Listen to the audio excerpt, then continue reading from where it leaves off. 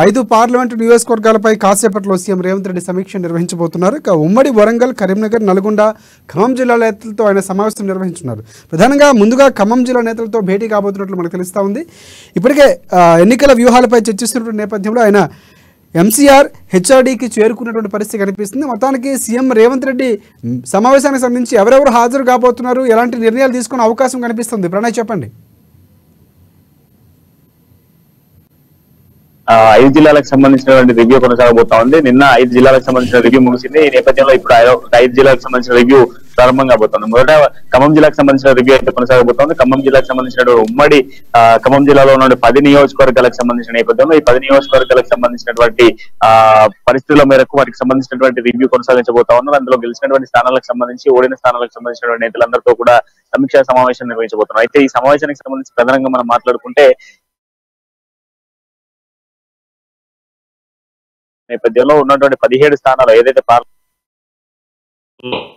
కనీసం 12 స్థానాలైనా గెలవాలి అన్నటువంటి యాంగిల్ లో కూడా కాంగ్రెస్ పార్టీ వ్యూహాత్మకంగా ముందుకు వెళ్తా ఉంది. మరోవైపు మనం చూసుకుంటే గతంలో టీపీసీసీ చీఫ్ రేవంత్ రెడ్డి అయినప్పుడు, అంటే అధికారం చేపట్టినప్పుడు ఎప్పుడైతే ఇంద్రవెల్లిలో, ఆదిలాబాద్ జిల్లా ఇంద్రవెల్లిలో మొదటి బహిరంగ సభ నిర్వహించినట్టుగానే ఈసారి జనవరి 26 నుంచి కూడా ఆయన ప్రజాక్షేత్రంలో వెళ్ళబోతా ఉన్నారు. మళ్ళీ ఆదిలాబాద్ కేంద్రంగా మళ్ళీ ఇంద్రవెల్లిలోనే మరి ఒక బహిరంగ సభ నిర్వహించబోతా ఉన్నారు.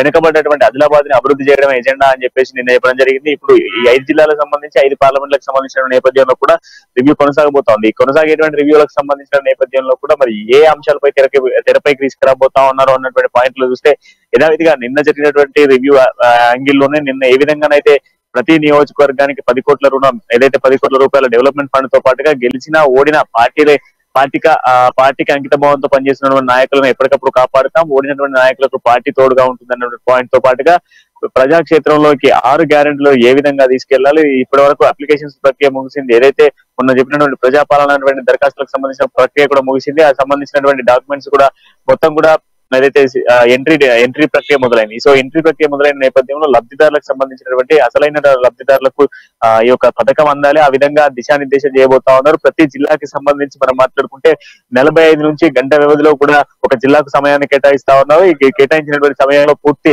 వివరాలను కూడా సేకరిస్తా ఉన్నారు.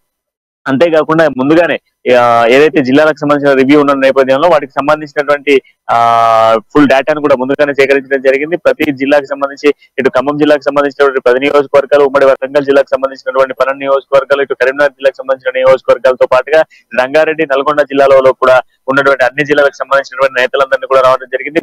ఒక ఇన్ఛార్జ్, ఏదైతే పార్లమెంట్ కి సంబంధించినటువంటి ఇన్ఛార్జ్ మంత్రులు ఎవరైతే ఉన్నారో ఆ మంత్రులందరూ కూడా ఈ యొక్క ప్రాంగణానికి చేరుకున్న సిచ్యువేషన్స్ కనబడతా ఉన్నాయి. దీనికి సంబంధించిన రివ్యూ కొనసాగుతా ఉంది. ఖమ్మంకి సంబంధించిన రివ్యూ మొదలైందనే చెప్పుకోవాలి శేఖర్.